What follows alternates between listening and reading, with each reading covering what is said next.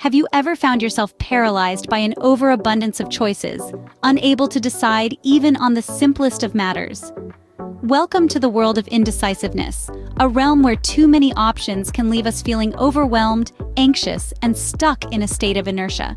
It's a place where the simplest decisions, like choosing a brand of toothpaste or deciding what to have for dinner, can feel like an insurmountable task. So why does this happen? Well, let's dive into the fascinating psychology behind it. In today's modern world, we're spoilt for choice. We have access to more options than any other generation before us. This abundance, while seemingly a luxury, can often lead to a state of indecisiveness. It's a phenomenon known as the paradox of choice. The paradox of choice is a concept first introduced by psychologist Barry Schwartz. It's based on the idea that while some choice is undoubtedly better than none, more is not always better. Schwartz argues that having too many choices can lead to feelings of anxiety, stress, and dissatisfaction. Imagine walking into a store to buy a pair of jeans. If there are only 2 styles, it's relatively easy to make a decision. But what happens when there are 50 styles? Suddenly, the choice becomes a lot more complicated. The fear of making the wrong decision can lead to decision paralysis. Another aspect of the paradox of choice is the pressure to make the perfect choice. With so many options available, we often feel compelled to make the absolute best decision. However, this quest for perfection often leads to disappointment. Even when we make a choice, we're left wondering if one of the other options would have been better.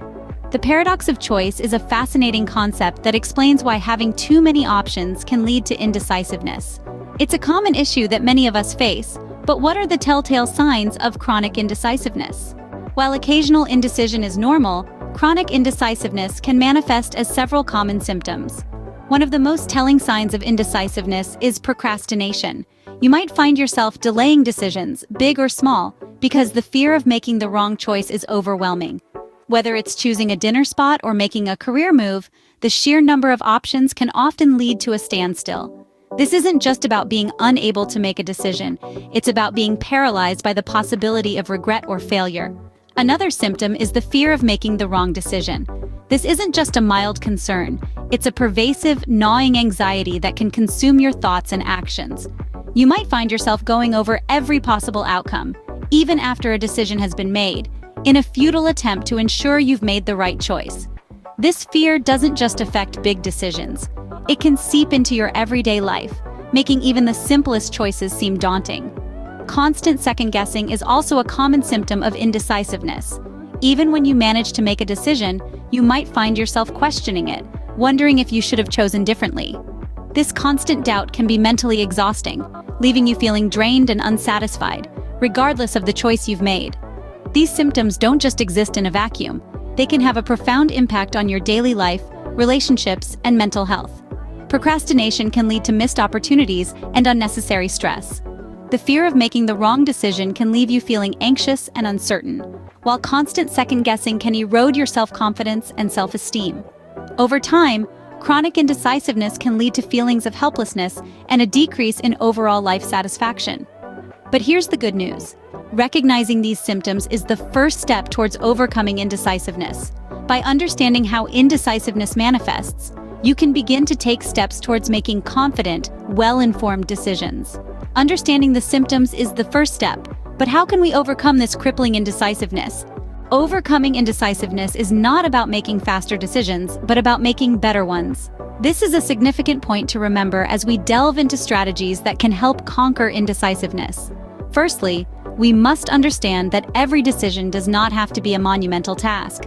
Break down your decisions into manageable parts. For instance, if you're deciding on a career path, you could start by identifying your interests, then researching potential careers related to those interests, and finally, weighing the pros and cons of each option.